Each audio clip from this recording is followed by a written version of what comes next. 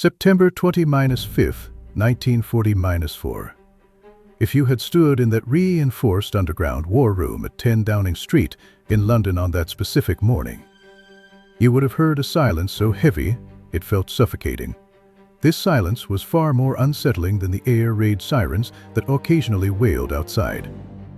Winston Churchill, the Prime Minister of the British Empire, stood before a massive oak-mapped able.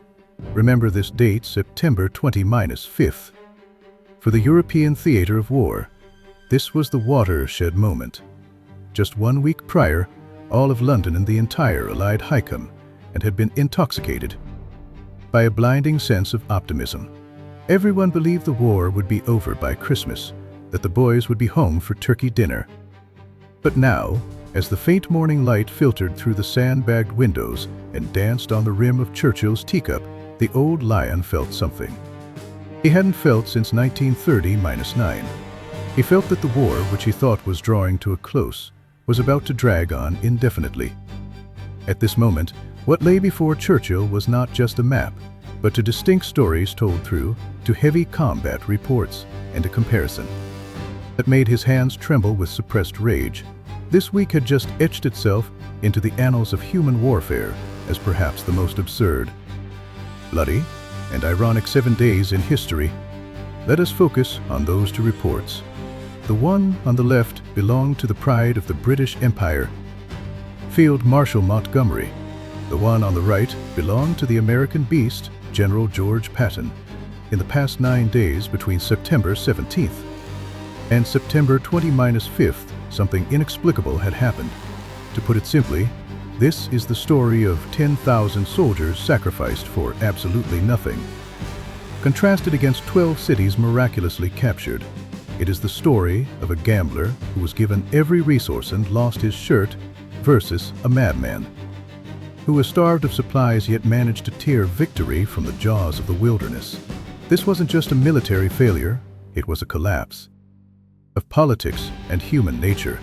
If you want to understand why World War II didn't end in the Christmas of 1940-4, and if you want to know about the political storm that nearly tore the Allied common structure apart, do not look away for the next 15 minutes. Because the truth Churchill is about to discover will completely overturn everything we thought we knew about the history following D-Day. It all began with a plan codenamed Market Garden. Let's go back to the war room. Churchill's chief of staff, General Hastings, entered silently like a ghost and stood beside the Prime Minister. Both men's eyes were fixed on the map of the Netherlands. That was Montgomery's stage. It was Bernard Montgomery who had proposed this audacious plan, Market Garden. It sounds like a Sunday picnic, doesn't it? But its ambition was staggering. Montgomery, a commander known for his caution, for moving at a glacial pace, had suddenly changed his character. He swore that in 1 week, through a massive airborne assault, he could seize multiple bridges across the Netherlands, leap across the Rhine, and thrust a dagger straight into the heart of Germany, the Ruhr industrial region. To support this plan, what stakes did the Allies put on the table? For 8 solid days, Montgomery was granted absolute priority. This priority meant the arteries of the entire Allied logistics system were severed to feed him. Every day marked this, every single day. 1,400 tons of gasoline were shipped to Montgomery's 20-1st Army Group. Every truck, every gallon of fuel, every crate of ammunition was frantically funneled north to feed the largest airborne operation in history. Everyone assumed that with such a mountain of resources, victory would be as easy as plucking low-hanging fruit. Montgomery swore to Churchill, swore to Eisenhower, "Give me these resources, and I will end the war by Christmas." However, the report now sitting on Churchill's desk felt like a slap in the face. The cover read "For your eyes only," but the cold numbers inside seemed to bleed. September 17th, the British 1st Airborne Division, the elite Red Devils, dropped into Arnhem. The plan was to hold for 2 days until ground forces arrived. But the ground forces, Montgomery's armored corps, which was supposed to slice through German lines like a sword, moved like an old ox stuck in the mud. 2 days turned into 3. 3 turned into 9. Those paratroopers, surrounded in Arnhem, fought alone for 9 hellish days and nights without adequate ammunition, food, or medical supplies. The German resistance was far more ferocious than intelligence had predicted. They expected disorganized old men and boys. Instead, they faced the 9th and 10th SS Panzer Divisions, killing machines forged in the inferno of the Eastern Front. Churchill turned to the last page of the report, his finger resting on a casualty figure that shocked the conscience. Approximately 10,000 men. That is not just a number. That is 10,000 young British lives, the very flower of the 1st Airborne. They were virtually annihilated at Arnhem. The key bridge, the core objective of the entire operation, the bridge that was supposed to lead to victory, remained in German hands. On the morning of September 20-5, the shattered remnants of the division retreated across the Rhine under the cover of darkness. Of the 10,000 who went in, only 2,000 came back. 8 days, 1,400 tons of fuel burned daily, mountains of supplies wasted. And what was the exchange? The front line moved north by a mere 60-4 miles, leaving a narrow, vulnerable corridor in the Netherlands and a total strategic failure. All strategic objectives, zero. The dream of a Christmas peace lay shattered on the floor. If the story ended here, it would simply be a tragedy. But what made Churchill furious, what made him feel the stinging pain of betrayal, was the report sitting next to it, the report on Patton. This was the spark that truly ignited the anger in the room. Churchill took off his glasses, rubbed his weary eyes, put them back on, and looked to the other end of the map. 200 miles south, to the Lorraine region of France, there, General George Patton's 3rd Army was enacting a completely different script of war. If Montgomery was the favored child born with a silver spoon, then for this 1 week, Patton was the orphan abandoned by logistics. To support Montgomery's massive market garden, Eisenhower had cut off supplies to all other fronts. Patton's 3rd Army, the armored juggernaut that had been tearing across the French plains, was ordered to halt. Do you know how much fuel Patton received? 700 tons a day, exactly half of what Montgomery got. For a highly mechanized armored force, this wasn't just a shortage, it was a famine. It was like forcing a Formula One team to push their cars by hand. Patton wrote furiously in his diary that he was being artificially starved. He even ordered his officers to go out and steal gas, to raid other units' depots just to keep the tanks running for a few more miles. But in those same 9 days, while Montgomery squandered infinite resources to bash his head against a wall in Arnhem, what did the starved Patton do? Churchill looked at the fresh blue arrows marked on the map, each one representing a victorious thrust. Without enough fuel, without priority air support, Patton's 3rd Army didn't stop. Instead, like a pack of enraged wolves, they tore open the German defenses. They captured Nancy. They took Lunéville. They encircled the fortress of Metz. These weren't just towns. In those 9 days, Patton's fuel-starved legions forced crossings over 3 major rivers, the Moselle, the Meurthe, the Seille. They faced equally ferocious Germans, defenders entrenched in the solid fortifications of the Siegfried Line's outer crust. The result? Patton advanced 60 miles. That distance is almost identical to the ground gained by Montgomery's fully equipped army in the Netherlands. But the cost? Montgomery lost over 10,000 elite paratroopers. Patton's 3rd Army suffered approximately 2,100 casualties. Even more staggering was the harvest. Montgomery lost the bridge and took few prisoners. Patton, in those 9 days, his troops captured 40-5,000 German prisoners and, through combat and encirclement, inflicted roughly 50-5,000 total casualties on the enemy. Churchill checked the numbers again, fearing his old eyes were deceiving him. But there was no mistake. Montgomery 1,400 tons. Of fuel daily, 10,000 casualties. Strategic failure, score of 0. Patton 700 tons of fuel daily, 2,000 casualties. 12 fortress cities taken, 40-5,000 prisoners, 3 defensive lines breached. This contrast wasn't just cruel, it was absurd. It mocked the wisdom of the entire Allied High Command. It screamed the question why. Why did we bet the house on the horse least likely to win, while chaining up the lion that was ready to kill? The door to the war room opened again. Churchill's gaze sharpened. He didn't need more explanations, he needed accountability. Get me General Eisenhower on the phone. Churchill's voice was low, like distant thunder. Immediately, this call was destined to be anything but a pleasant exchange. In the Supremo, I'd headquarters at Versailles, Dwight D.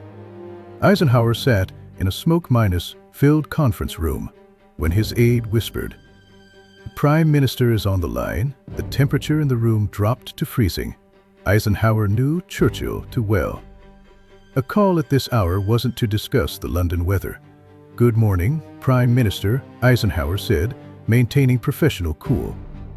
"Ike," Churchill skipped the diplomatic pleasantries, cutting straight to the bone with a voice of unquestionable authority. "I need you to explain something to me, and I assure you, if I don't get a reasonable explanation within 40-8 hours, Parliament will eat us both alive." "Of course, sir. Why?" Churchill fired the question like a cannon shot. "Why did we authorize an operation that drained our entire logistical reserve and gave us the bloodiest week since D-Day? Why?" There was an awkward silence on the line. Eisenhower's staff strained to listen.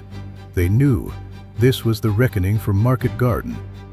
Eisenhower took a deep breath, trying to use strategic jargon to cover the painful reality. "Prime Minister, Market Garden was a calculated risk." Field Marshal Montgomery believed, and intelligence suggested, that German resistance in the north was collapsing. That is what he believed. Churchill cut him off. "But what I see is Patton taking German fortresses with half the fuel, while Montgomery took everything and lost an entire division at Arnhem.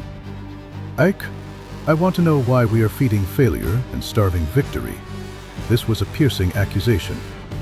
It stabbed right through the fragile political balance of the Allies. You have to understand, at that time, the alliance was not a monolith. There was a delicate rivalry between the British and the Americans. Montgomery represented the face of the British Empire he had to win. He had to be the one to march into Berlin. Patton, despite his glorious record, was a political pariah due to his temper. And his loose tongue. Eisenhower had been walking on eggshells, trying to keep the egotistical Montgomery feeling important. But now, the bloody reality of the battlefield had shredded that political politeness. "I am going to France," Churchill issued his ultimatum over the phone. "Next week. I am going to Montgomery's headquarters, and I am going to Patton's. I want to see for myself where our resources actually went." When he hung up, Eisenhower looked at his chief of staff, General Bedell Smith, and shook his head helplessly. He knew a storm was coming. And the eye of that storm was Montgomery's headquarters. On September 28th, 3 days after Market Garden was officially declared a failure, Montgomery held a private meeting in his common trailer. If you had been there, you would have been astounded by the British Field Marshal's attitude. Outside were retreating soldiers, thousands of broken families, and a massive strategic setback. But inside the trailer, Montgomery, wearing his signature bomber jacket, chin held high, wore an expression of utter defiance. He refused to admit defeat. When Eisenhower's envoy carefully mentioned the casualty figures, Montgomery coldly stated, "I consider Market Garden to be 90% successful." Listen to that. 90% successful. His logic was that because he had captured a corridor of Dutch territory. Despite not crossing the Rhine and despite the massacre, it was a win. It was self minus hypnosis.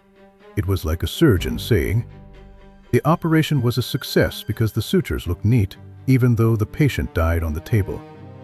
Meanwhile, hundreds of miles to the south, Patton sat in his jeep, chewing a cigar, watching his tanks cross the Moselle. His headquarters received a new order from Eisenhower in light of the stalled offensive in the north. The Third Army was finally approved for a higher supply quota to maintain pressure on the Germans. Patton looked at the telegram and smiled the trademark smile. Equal parts cunning and contempt.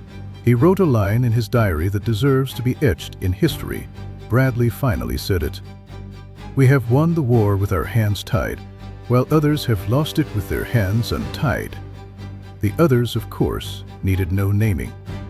When October arrived, Churchill kept his promise and flew to France.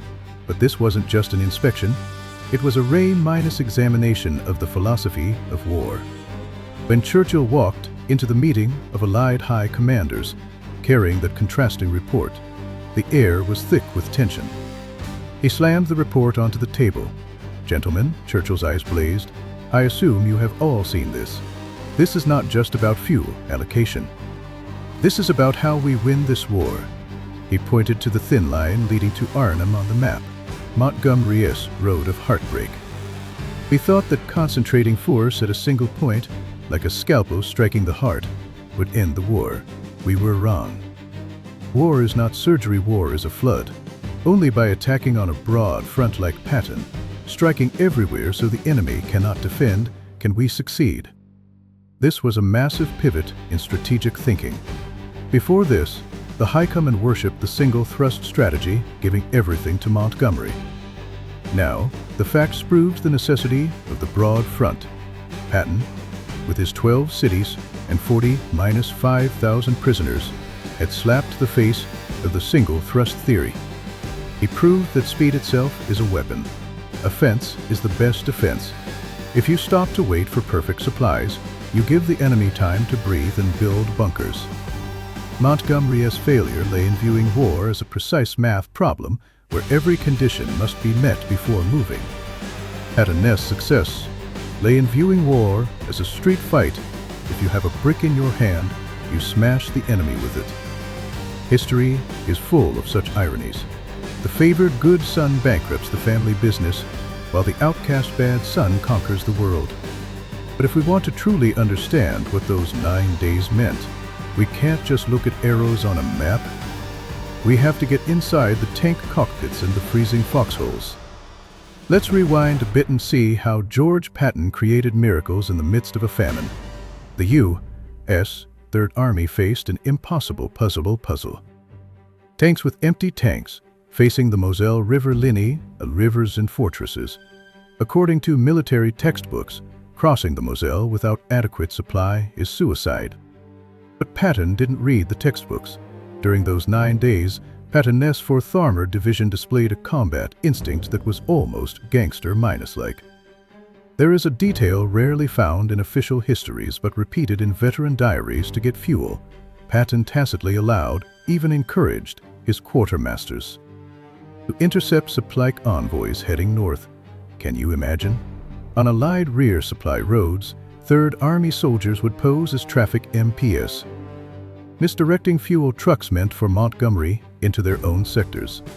This wasn't theft in Patton's eyes, it was a reasonable reallocation for victory. Relying on this stolen gas, drop by precious drop, Patton executed a stunning tactical maneuver instead of smashing head-minus on into the fortifications of Nancy like Montgomery would have. He sent his armor in a pincer movement, a wide envelopment from the north and south under the cover of night. It was a textbook blitzkrieg, only this time executed by Americans on September 15th when the German commander in Nancy was waiting for a frontal assault. He was shocked to find American Sherman tanks already in his rear. Nancy, a fortress expected to hold for weeks, fell without a bloodbath. Meanwhile, cut back to the north, to Arnhem. The tone there was a disaster movie. At the north end of the Arnhem Bridge, Colonel John Frost's paratroopers were living through hell. They were the tip of the spear for Market Garden, but the spear had snapped. They packed rations for 40-8 hours. By day 4, they were still fighting. By day 5, the wounded worst act in cellars. With no morphine, no bandages, no clean water. The irony was the total collapse of communications because of wrong radio frequencies. The surrounded paratroopers couldn't call for air support or tell the rear how bad it was. A few miles away, Montgomery's staff stared at maps with blind optimism because no news was good news. When the ground relief force finally moved, they crawled on that single-lane Hell's Highway. German anti-tank guns picked off Allied tanks like ducks in a shooting gallery. One destroyed tank paralyzed the whole column. This was the fatal flaw of Market Garden, betting everything on a single, fragile supply line. Patton's broad front, while dispersed, meant the Germans never knew where the hammer would fall. There is a deeper, darker question that hovered over these reports. One that historians have only recently peeled back. Why? Why did Eisenhower, a shrewd commander, agree to such a flawed plan? The answer wasn't on the battlefield, it was in politics. In the autumn of 1940-4, British influence was rapidly fading. American manpower and money had surpassed Britain. Churchill knew that if Britain didn't score a decisive, glorious victory before the end, the Empire would be a junior partner at the negotiating table. Montgomery wasn't just a marshal, he was the last dignity of the British Empire. Churchill needed Montgomery to take Berlin. For this political goal, military rationality was sacrificed. Market Garden was a political gamble, using soldiers' lives as chips. And Patton? He was the victim of this game. He didn't care about politics, he only knew how to kill the enemy. In a private letter, Patton wrote, "Every day we delay, more mothers lose their sons. If they let me go, this damn war would be over." History has no what-ifs, but it has echoes. When we look back at those forgotten 9 days, we face a brutal deduction. According to post-war interrogations, the German commander of the West, Field Marshal von Rundstedt, admitted if Patton had continued east. In September, we had nothing left. The Siegfried Line was empty. The door to the war was open. That means World War II could genuinely have ended by Christmas 1940-4.